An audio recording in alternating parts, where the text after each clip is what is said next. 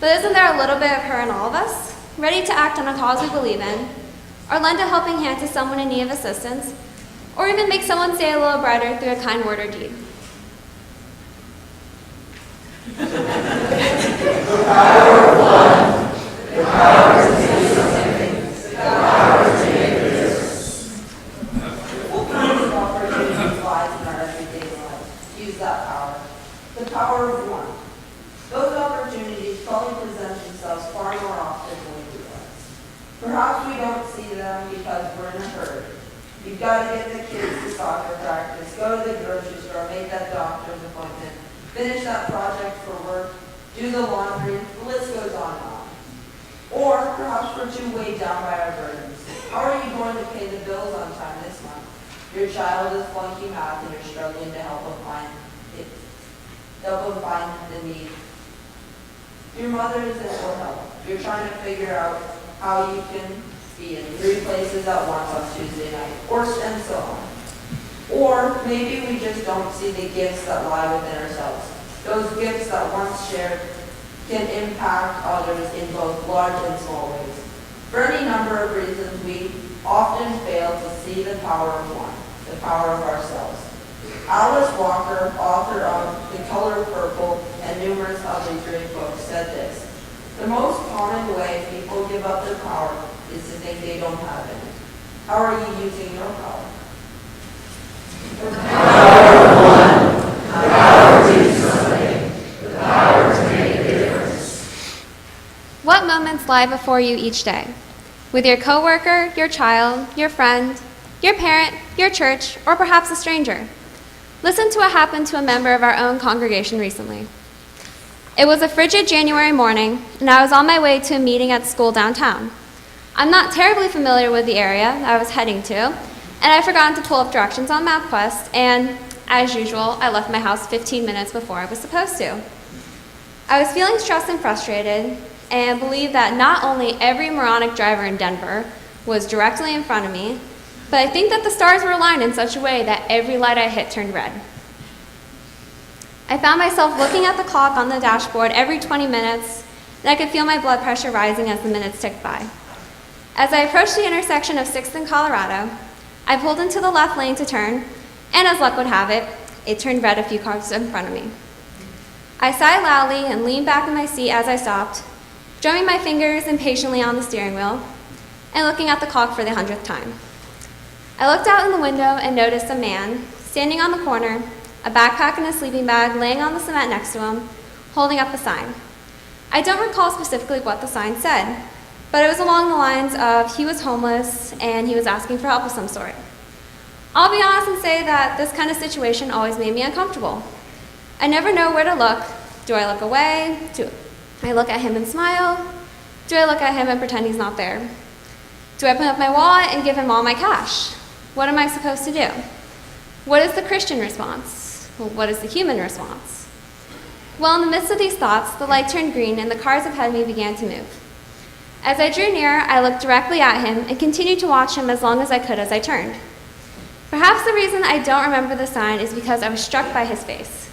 Remember, I said it was frigid. I'm talking about 7 degrees, windy, the kind of cold that stings your lungs as you breathe in.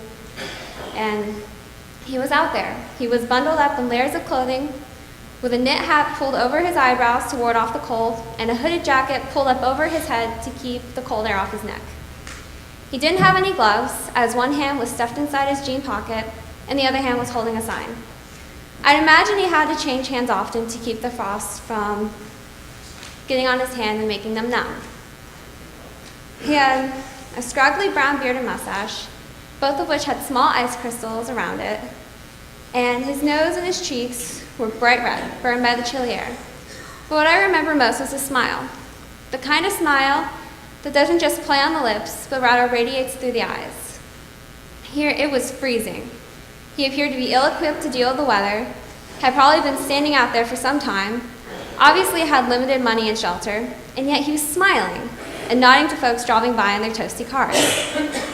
My thoughts were racing as I turned the corner. I couldn't imagine standing out in that cold, let alone sleeping in those elements, which his sleeping bag led me to believe that he did such. But I looked at the contents of my wallet. I remembered I had no cash, no surprise there, but I felt compelled to do something, anything. But I was late, and this would make me later. Besides, what difference would it make if I stopped? I'm sure someone else will stop and give him some money to help. I thought that many times. Surely, someone else will help. After all, aren't there shelters and soup kitchens downtown to take care of such people? By now I had traveled 4 or 5 blocks, and suddenly I found myself turning left again. I was already late, and quite honestly, everyone expects me to be late. So what's a few more minutes? I turned left a 3rd time. Having worked retail in a downtown location, I noticed most businesses aren't welcoming to having non-paying, apparently homeless people in their establishments. The only thing I felt I could offer immediately was a Starbucks money card that I had in my wallet. I didn't know how much was left on it. I assumed about $18. I turned left a 4th time, and I saw the gentleman 2 blocks ahead of me. This time, I prayed for a red light. And as luck would have it, the light turned red with 1 car in front of me. I rolled down my window, called out good morning to the man, and motioned him over. He smiled broadly and walked up to my car. I stumbled around the words about not having any cash, but I did have a Starbucks card, as I handed it to him. I told him I knew there was a Starbucks on 8th in Colorado, just a few blocks away, and that they now sell sandwiches and salads. Perhaps he could go warm up with coffee and a muffin, and then buy something for later in the day. I apologized for not having more money on the card, but I hoped it would help today. He was warm and gracious, and made me feel more at ease. He thanked me sincerely, said God bless you, and admitted he was cold to the bone. By now the light had turned green, and the impatient folks behind me, of whom I was a few minutes prior, were beginning to honk. I said goodbye, as did he, and I went on my way. Did I save the world that morning? No. Was I able to turn this gentleman's difficult circumstances around? Probably not. Did I make a small difference in his day? Yes. And on that morning, that was enough.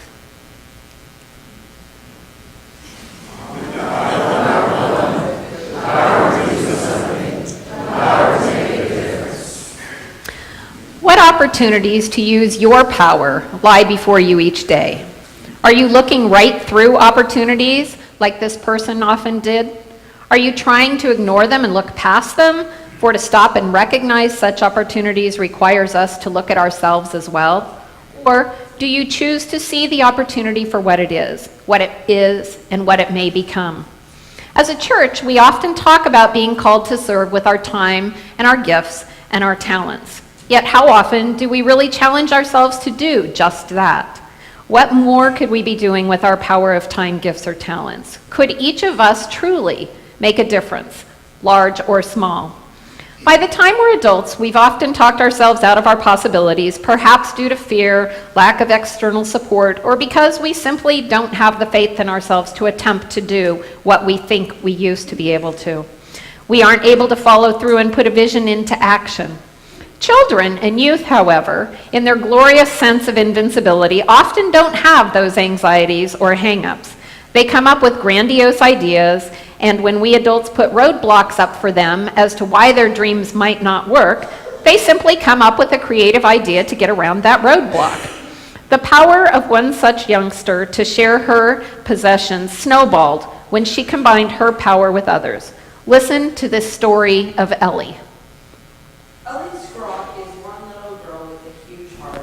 The 6-year-old girl from Waterford has been committed to bringing clean water to Africa ever since she was 3 years old.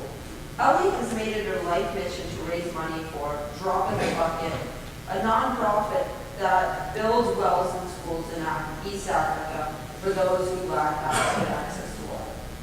We are truly fortunate to have someone like Ellie championing our cause. She is a remarkable 6-year-old, explains John Travis, the co-founder and president of Drop in the Bucket.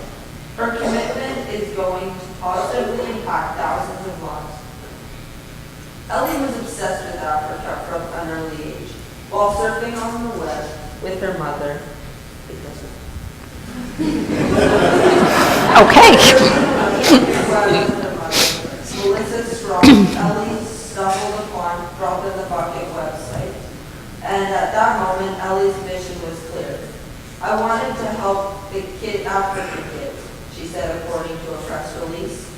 She immediately approached her first grade teacher, Jennifer Nicker, with her intentions to raise the money necessary to build a well for a school in Africa. Right then and there, it brought tears to my eyes, Nicker explains. I always wanted to do something to help, and it took a 6-year-old to get me involved. Ellie advocated at her school and sold bracelets that read H2O for life in order to raise money for the cause. Additionally, Ellie received help from both her parents, who threw a wine into water party that raised more than $1,000. Ellie's inspirational hard work paid off in May when she raised the $5,500 necessary to build a well. According to her website, elliesmission.com, Travis explains that they could expect a well's completion within 3 to 8 months. All it takes is one. In this case, one child, one idea, one picture.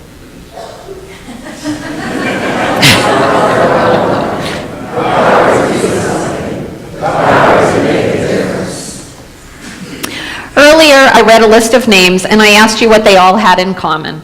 I suspect if you didn't already know, you certainly know now. Each of those individuals, famous or not so much, put their power into action. They are and did do something. They did make a difference. Now, we know that there are many, many, many more people in this congregation whose names could be added to that list. This congregation is truly blessed to have an abundance of giving folks. This morning, we'd like to challenge each of you and each of us in the youth group as well to look for more opportunities to use your power of one. One prayer, one word of encouragement, one act of compassion, one loving gesture, one example, one helping hand, one moment of kindness. I don't have one, but the power of one, the power to do something, the power to make a difference. The power of one is the power to do something. The power of one is the power to make a difference.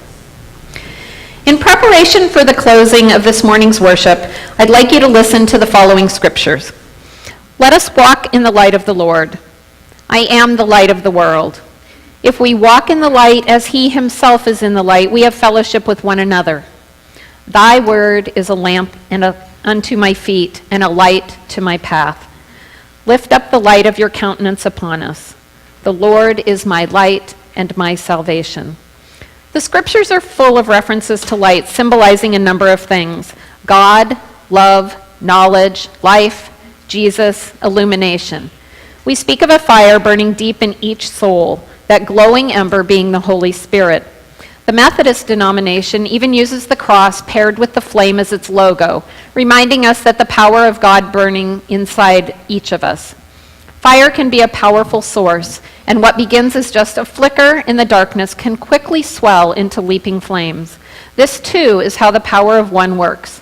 The flame ignites in one and then is passed to one another and another, spreading and growing as the combined flames become a powerful fire. We would like to close this morning's worship by asking you to stand and sing Go Light Your World, knowing that while we're not giving you candles, we would ask that you take that light and carry it out. So if you will stand and sing with us, please. The words are in your bulletin.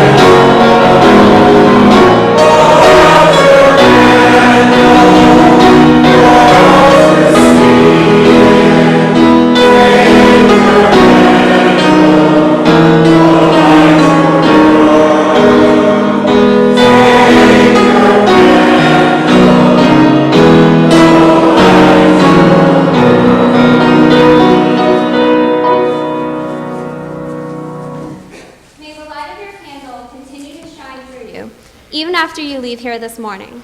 May it serve as a reminder that the power of God burns brightly in each of us, and that we have the power to put His love into action. Amen.